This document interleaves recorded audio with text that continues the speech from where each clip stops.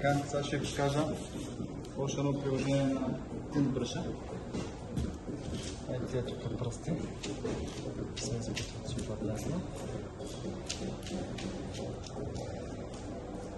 Като се пронася стъклото и се навива много лесно цвета. Там по същия начин, чакай само да покажа как се.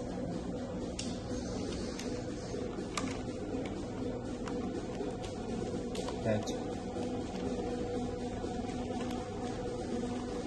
И ръцето си става толкова чакай се.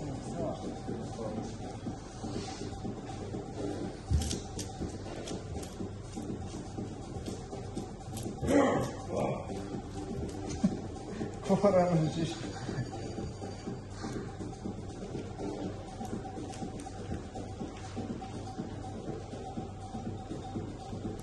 Не ви пречи найлона, няма пречупване, няма нищо. Сега от друга направо ще отдукваме. Я завърши чама, спри да се. Дай разтворили. Тръскай. Така, вече сте го пренесли, се продължавате отвътре. Те ги избутите набързо.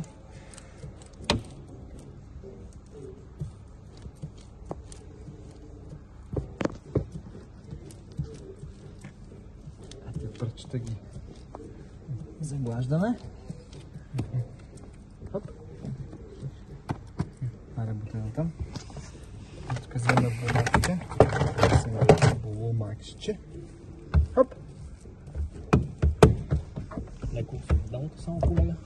Леко с... Не, може да се поразбужа такова.